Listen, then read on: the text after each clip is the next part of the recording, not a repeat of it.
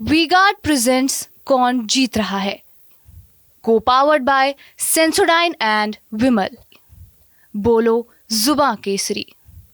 UP में आज तीसरे राउंड का लोकसभा चुनाव हो रहा है 10 सीटों पर। खासतौर से वो भी सीटें हैं जहां मुलायम सिंह अखिलेश परिवार का दबदबा रहा है। हमारे साथ हैं धर्मेंद्र यादव जो खुद आजमगढ़ से चुनाव लड़ रहे हैं और यहाँ सफाई में वोट डालने गई। धर्मेंद्र जी, एक सवाल लोग पूछ रहे हैं और सवाल प्रधानमंत्री भी कहकर पूछ रहे हैं कि भाई आप लोग परिवार ही कर रहे हैं और दूसरा कोई नहीं मिला क्या?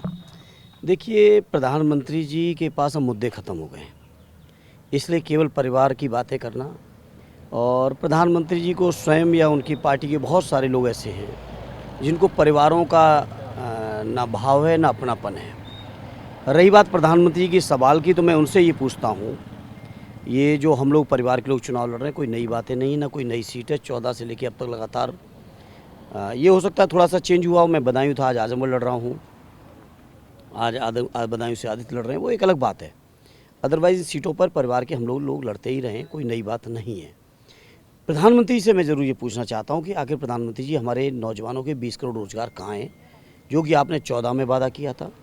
आपके वादे पर भरोसा करके देश की जनता ने 2 बार आपको प्रचंड बहुमत की सरकार दी। आप ही की भाषा है, प्रचंड बहुमत की सरकार है, डबल इंजन की सरकार है, सारे इंजन जनता ने आपके पक्ष में लगाए। आप जब ये बात कहते हैं ना, तो वो कहते हैं चुनाव रामद्रोहियों के बीच है और राम भक्तों के बीच। नहीं, भगवान राम सबके थे, भगवान राम सबके हैं, भगवान राम सबके रहेंगे। भगवान राम पे किसी का पट्टा नहीं है। जो बीजेपी के लोग कहते हैं हम राम को लाए हैं, नारा भी देते हैं, भाषण भी देते हैं, सुना गाने भी गाते हैं, मैं उनसे पूछना चाहता हूँ, क्या ये बीजेपी के लोग त्रेता युग में पैदा हो गए थे क्या? भगवान राम तो त्रेता युग से थे, युगों तक रहेंगे।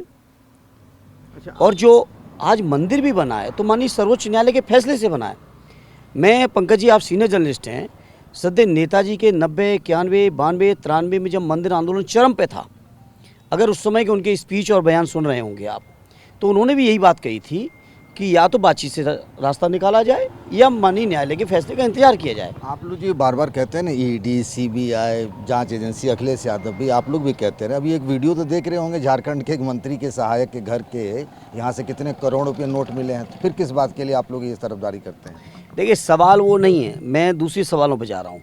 अगर उनके घर में नोट मिले तो उन पर कानूनी कार्रवाई होगी, मैं तो नहीं डिनाई करने जा रहा हूँ। लेकिन क्या कानपुर वालों पे कार्रवाई हुई थी जो विधानसभा के चुनाव में पकड़े गए थे बीजेपी के लोग? क्या उनको क्लीन चिट नहीं दी गई? कानपुर में जो जैन बंधु पकड़े गए थे, क्या उनको क्लीन चिट नहीं दी? आगे 250 करोड़ रुपया पकड़ा गया। तो मैं पूछता हूँ, एज जर्नलिस्ट आप बता दो, कार्रवाई क्या हुई? कोई कार्रवाई नहीं हुई, उनको क्लीन चिट दे दी गई कुछ टैक्स लगा के। एक आखिरी सवाल ये था कि आप लोग जब चुनाव लड़ रहे हैं तो अधिकतर सीटों पे एसपी और मतलब इंडिया गठबंधन और दूसरी तरफ एनडीए है। मायावती जी के भी उम्मीदवार हैं और लगातार टिकट पहले अखिलेश जी के यहाँ बदल रहे थे, अब मायावती जी के यहाँ बदला जा रहा है। अब इसका तो फैसला वही लेंगे किनके दबाव में बदलने हैं। और आप बहुत यूपी की राजनीति को समझते हो, टिकट बदलने की नीयत क्या है, किसको फ़ायदा पहुंचाने की नीयत आप ही समझाइए क्या मतलब। आप सब समझते हो, आप मुझसे क्यों कहलवा रहे हो? लेकिन हम लोग बड़ी लड़ाई लड़ रहे हैं। हम लोग बाबा साहब भीमराव अम्बेडकर जी के बनाए हुए संविधान की बचाने की लड़ाई लड़ रहे हैं। बाबा साहब अपने जीवन काल में कह के गए थे कि देश के संविधान में, भारत के संविधान मेरी आत्मा बसती है। आज ये चुनाव देश के संविधान को बचाने का, देश के लोकतंत्र को बचाने का, जिस चीज़ में बाबा साहब की आत्मा बसती है उस चीज़ को बचाने का चुनाव। मायावती जी की चर्चा कर रहे थे, अब वो उनको सोचना चाहिए वो क्या कर रही है।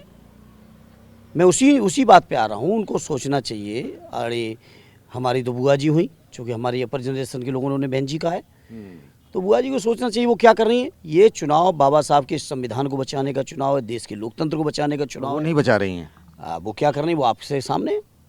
वो किसको लाभ पहुंचाने के लिए कहाँ कैंडिडेट चेंज हुए हैं, बताओ। फिरोजाबाद में चेंज हुआ कि नहीं हुआ, कन्नौज में हुआ, बदायूं में हुआ, आज जौनपुर में हुआ, कितनी जगह चेंज हो रहे हैं और किस नियत से किए जा रहे हैं।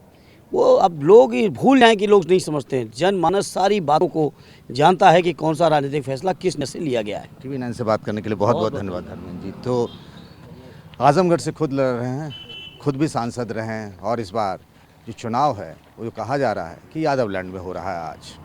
कैमरामैन सुभाष के साथ पंकज झा, टीवी 9 भारतवर्ष।